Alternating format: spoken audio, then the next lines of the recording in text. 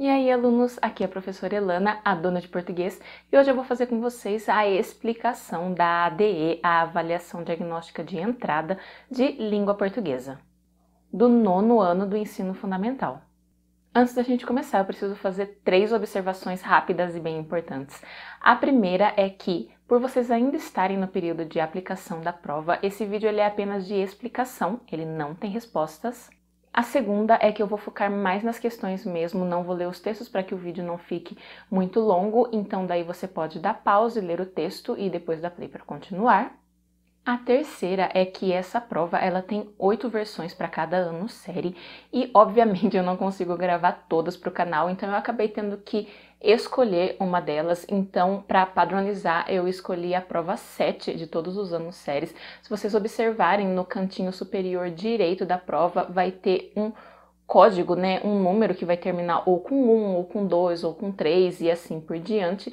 Então eu escolhi todas as provas que vão terminar com o número 7 para eu fazer aqui os vídeos para o canal. Dependendo de qual é o modelo da sua prova, ela pode ter uma ou outra questão diferente ou um pouquinho mais.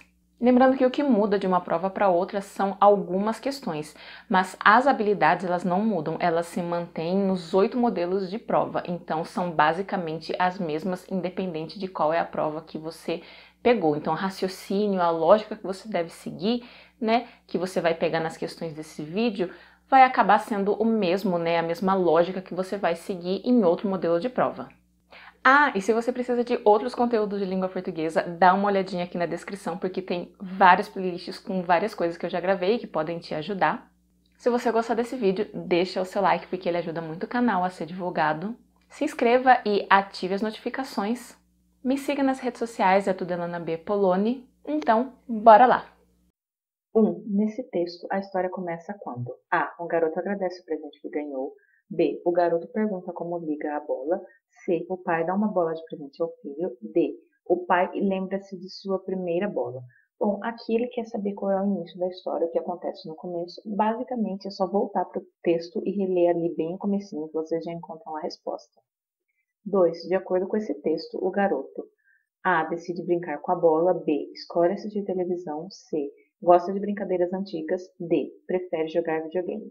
Então aqui a gente tem um texto, né, em que o pai dá uma bola de presente para o filho e o filho não sabe o que fazer com aquilo, fica sem entender direito para que serve e tal, e pergunta se tem manual de instrução e não dá bola, né? Não dá bola para bola, enfim.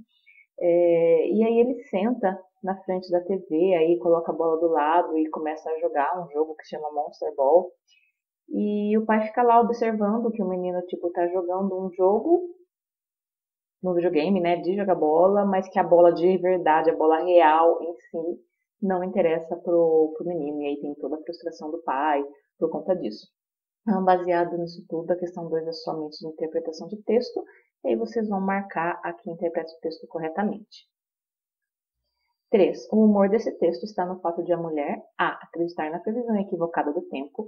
B. Fazer rolinhos no cabelo para sair de casa. C. Observar o sol da porta de casa. D. Ouvir o rádio com atenção.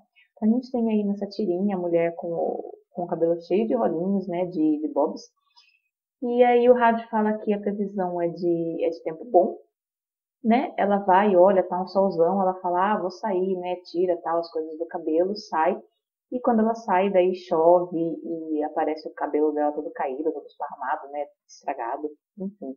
E aí, baseado na interpretação dessa tirinha, vocês precisam descobrir onde é que está o humor, ou seja, onde é que está a graça da tirinha.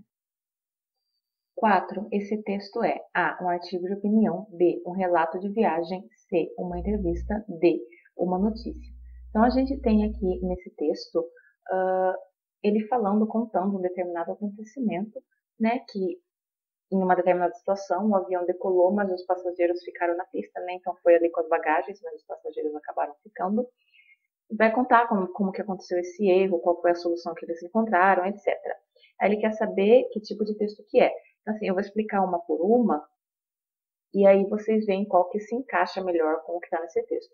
Artigo de opinião é um texto em que o autor quer convencer o leitor de que a opinião dele sobre um determinado tema é a correta. Então, ele vai dar a opinião dele, vai mostrar porque ele acha que aquilo é o correto, etc.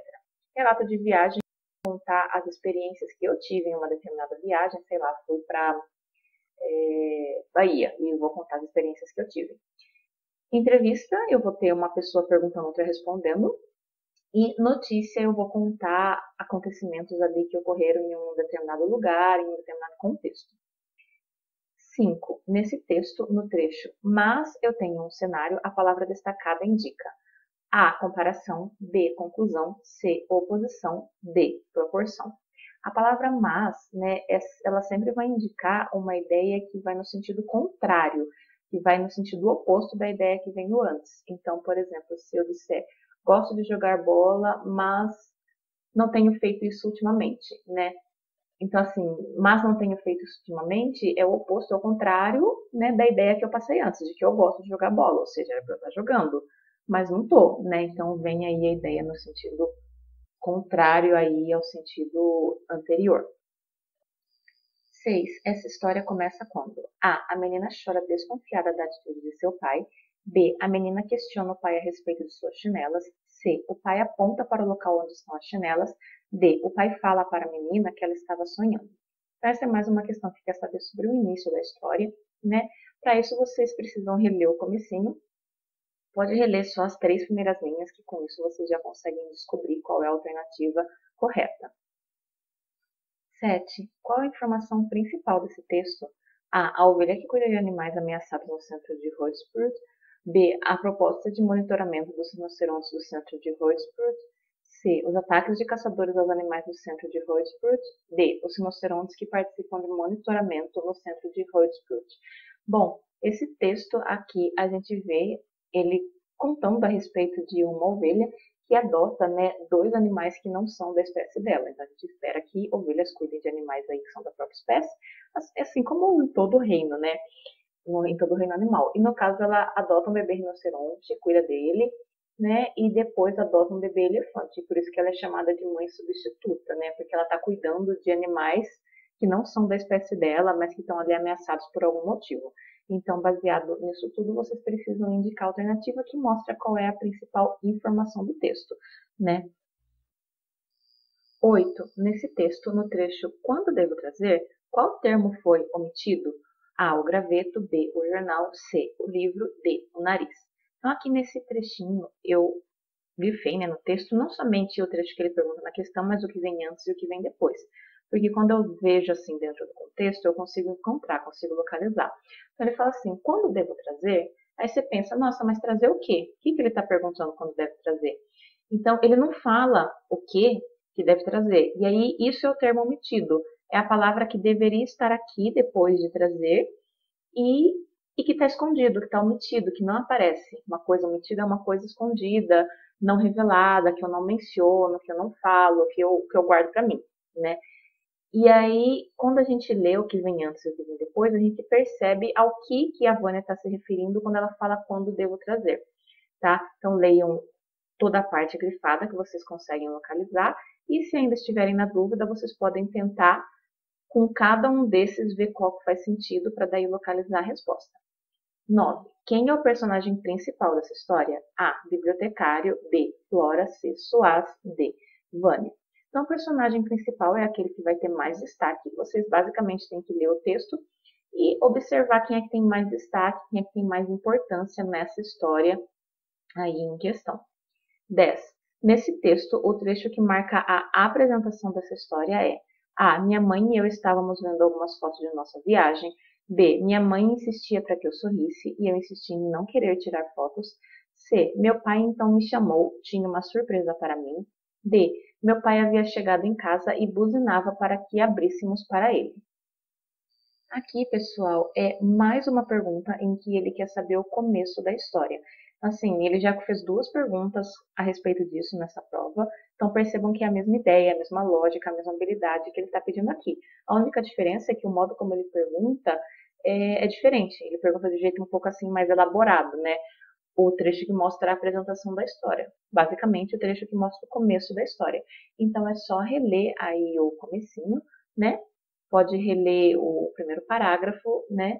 E vocês conseguem localizar a resposta. tá? Vocês podem, se tiverem ainda na dúvida, ler as demais alternativas e ver se elas se encaixam, né? Se elas estão contando algo aí que aconteceu no começo da história. 11. Nesse texto, no trecho, até a parte que ele a concluía e carrega a experiência, quarto parágrafo, o termo destacado refere-se a. Criador, B. Personagem, C. Roteiro, D. Sucesso. Esse tipo de questão em que ele pergunta ao que uma palavra está se referindo, a gente sempre precisa localizar no texto para conseguir encontrar a resposta, porque assim, solto, vendo só esse trechinho aqui, fica complicado. Então, eu tenho que localizar no texto, ver o que vem antes, ver o que vem depois, ver onde que está aquilo, e dentro do contexto eu consigo localizar. Então, por exemplo, ele fala desde a parte onde o personagem tem a sua rotina quebrada por um chamado aventura, até a parte que ele a concluía e carrega a experiência de toda essa jornada. Quem é que concluía aqui, né? De quem que ele está falando? Quem é que tem a sua rotina quebrada? Enfim, é basicamente ver como vocês conseguem localizar a resposta. 12. Esse texto é A. Um cardápio de restaurante, B. Um guia de viagem, C. Uma propaganda, D. Uma tirinha. Então, quando a gente avalia aqui esse texto, a gente vê, né, que ele está mostrando o roteiro pelos trilhos da trança, Suíça e Itália. Então, de onde a pessoa sai, né, por onde ela vai passar, o que ela pode fazer, né, se ela for viajar nessa região da França, da Suíça e da Itália, né, onde ela pode comer, enfim, onde ela pode parar e etc. Então, basicamente, é responder, então, baseado nisso, que tipo de texto que é esse. 13. Nesse texto, no trecho, os contos haviam construído uma grande ponte entre o coração de todos, sétimo parágrafo. A expressão destacada foi utilizada para A. Demonstrar que os animais encontraram um caminho para chegar ao vale. B. Indicar que Carvalho contava histórias fantasiosas aos animais. C. Mostrar que a amizade entre os animais era marcada por perigos. D. Sugerir que os contos promoveram a união do Carvalho com os animais. Então, aqui nessa questão, ele está falando, contando a história desse Carvalho, a relação dele aí com os outros animais, né, com os moradores do vale, etc. E aí, no final, ele conta que toda a distância que existia entre o Carvalho e seus moradores, com essa atitude que ele tomou nesse dia de chuva forte, acabou sumindo, né? Essa distância acabou sumindo, desapareceu, porque os contos, né, as histórias que ele contou, fizeram uma espécie de ligação entre ele e os animais. Então, ele fala que os contos construíram uma ponte entre o coração de todos. Quando a gente fala aí de ponte, é sempre no sentido de aproximar, de ligar, né, uma coisa com a outra, né? A ponte liga uma parte com a outra. Então, é uma maneira de dizer, quando ele fala uma grande ponte, é uma maneira de dizer que ocorreu aí uma ligação, né, entre o Carvalho e os animais. 14. Nesse texto, no trecho, não eram tão apetitosos quanto os frutos das outras árvores que viviam no vale. Os termos destacados foram usados para A. Apontar comparação. B. Indicar proporção. C. Marcar conformidade. D. Mostrar finalidade. Então, aqui a gente percebe que ele está colocando, né, uma coisa do lado da outra para comparar, para ver se tem semelhança, se tem diferença e tudo mais. Quando a gente usa essas palavras, né, tanto quanto, tão quanto, ou então como a gente usa, vamos supor, mais do que, menos do que, é sempre com esse objetivo, tá? É sempre para fazer isso. 15. No segundo parágrafo desse texto, o termo pé na estrada foi escrito de maneira diferente para A. Apontar o título de uma obra famosa. B. Indicar a tradução de um termo estrangeiro. C. Marcar uma expressão informal da língua. D. Reforçar um sentimento de ironia do autor. Então, aqui a gente vê, né, que ele fala, depois de destrinchar as possibilidades para realizar o sonho, a gente faz um mapa e coloca o pé na estrada, por assim dizer. Ele mesmo fala, por assim dizer, tipo, que é modo de dizer, que é uma expressão, que é uma maneira de falar. Não significa que a gente coloca o pé na estrada de maneira literal e vai e põe o pezinho direto na estrada. É uma maneira de dizer, né, uma expressão que a gente usa para indicar que a gente vai lá e faz o que precisa ser feito para alcançar essa meta, esse objetivo. Então, aí vocês precisam dizer por que essa palavra pé na estrada foi escrita dessa maneira, né? Porque se vocês observarem, O texto ele tem uma formatação, quando chega no pé na estrada, a formatação é diferente, ele está em itálico, né? Está inclinadinho a letra. E ele quer saber, então, por que que foi escrito dessa forma. 16. Esse texto é A, um conto, B, um diário, C, uma notícia, D, uma piada. Então, ele está contando aí a história do gato mais velho do mundo, né? Quantos anos ele tem, mora nos Estados Unidos, né? Um pouquinho de como é a vida dele.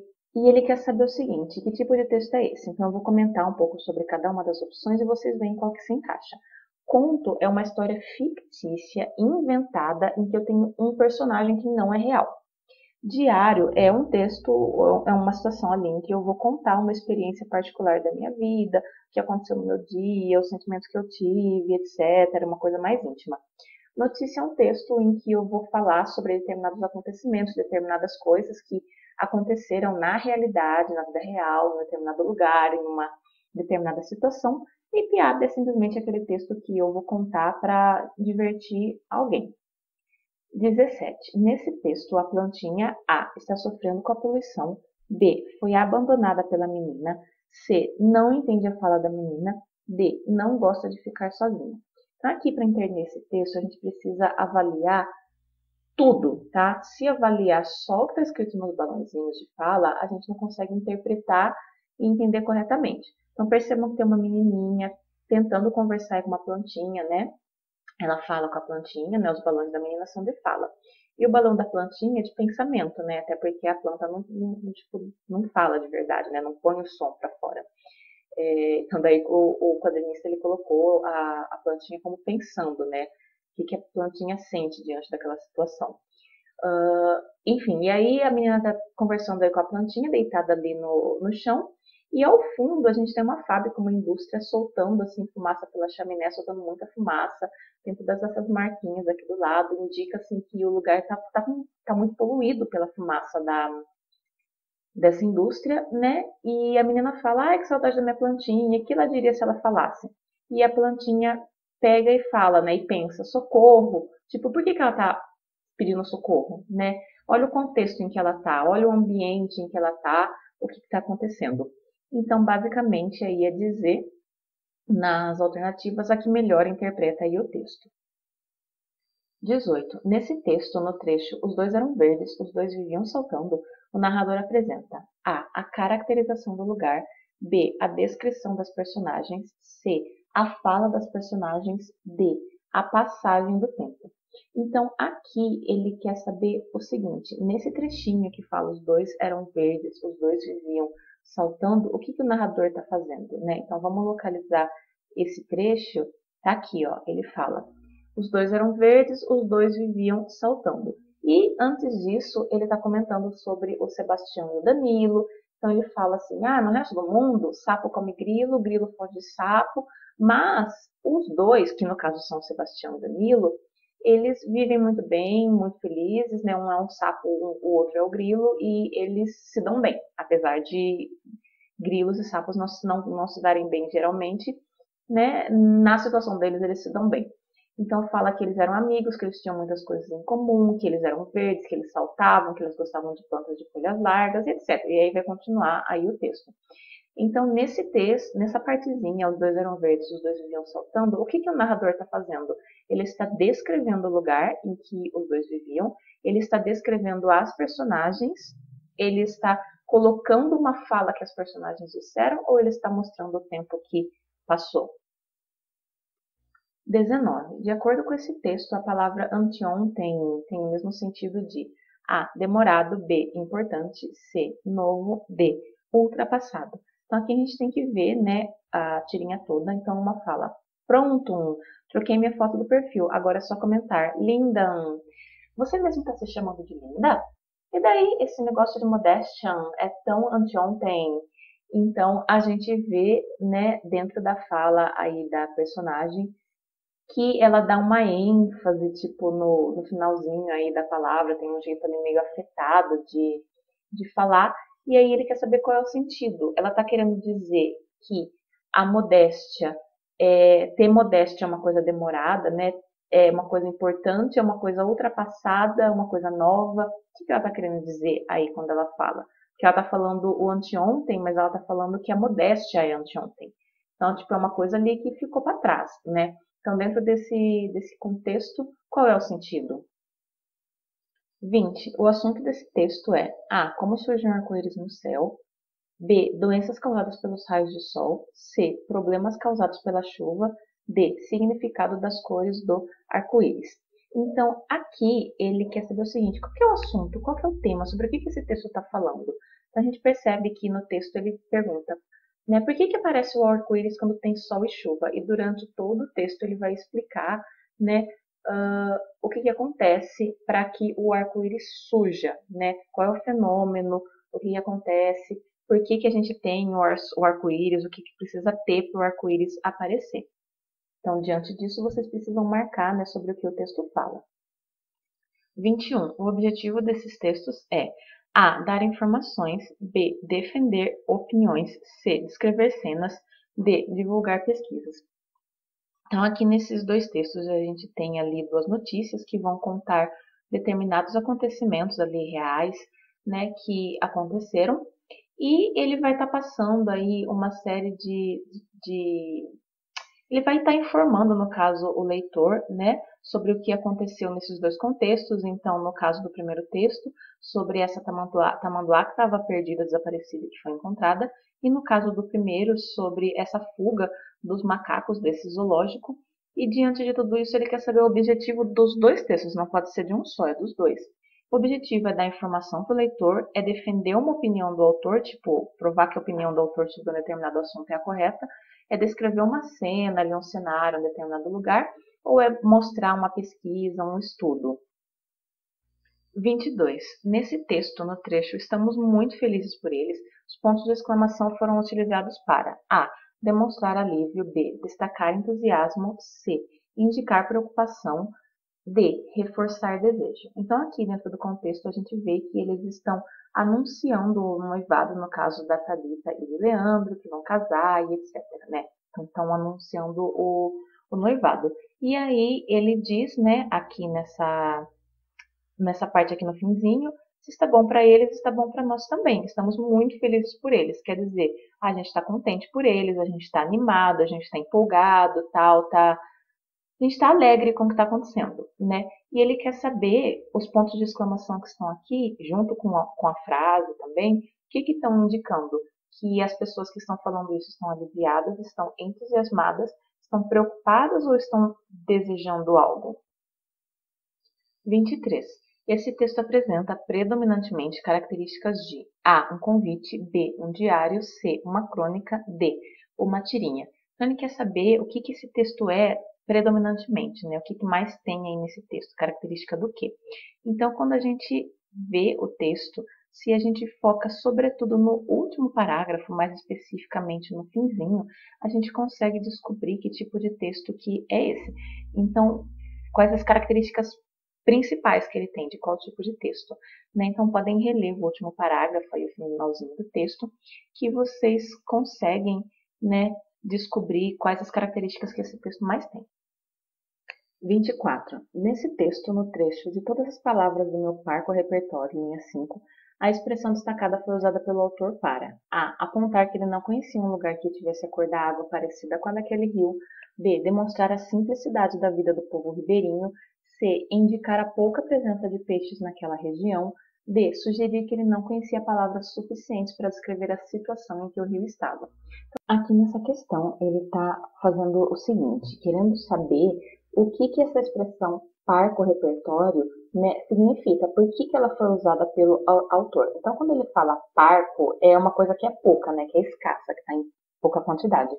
E repertório aí, no caso, seria um acervo de coisas, vamos supor, palavras do meu parco repertório, ou seja, repertório de palavras. Ele quer dizer que a quantidade de palavras aí que ele conhece não são muitas, são poucas, que ele conhece poucas palavras, ou seja, o repertório dele de palavras é parco, é pouco, é pequeno. Então, daí, diante disso, sabendo que ele está dizendo que o conhecimento aí dele de palavras não é muito, não é grande, é pequeno, vocês precisam entender por que o autor utilizou aí, no caso, essa expressão. 25. Nesse texto, a palavra incrédulo Na palavra incrédulo, o prefixo in foi usado para A. Expressar duplicidade, B. Indicar negação, C. Marcar anterioridade, D. Demonstrar aproximação. Então, quando ele fala incrédulo, é como se ele estivesse pegando a palavra crédulo e acrescentando o in, né? Então, ele pegou a palavra crédulo e acrescentou o in. E a palavra crédulo é daquele que acredita, né? Quando ele coloca o in e vira incrédulo, é aquele que não acredita. Então, ele está pegando a palavra crédulo, que é aquele que acredita, e está negando, né? Colocando aí o oposto, ou seja, aquele que não acredita. Então, diante disso, por que ele usou o prefixo in? 26. Nesse texto, no trecho, vieram acompanhá-la, o termo destacado refere-se a água, B, árvore, C, palavra, D, sombra. Para responder essa questão, precisa localizar no texto esse trechinho que ele pergunta. Então, tá aqui, ó, vieram acompanhá-la. Geralmente, quando ele quer saber, né, ao que um determinado ponto se refere, né, no caso, esse lá, a gente precisa ver o que tem um pouquinho antes que a gente já descobre.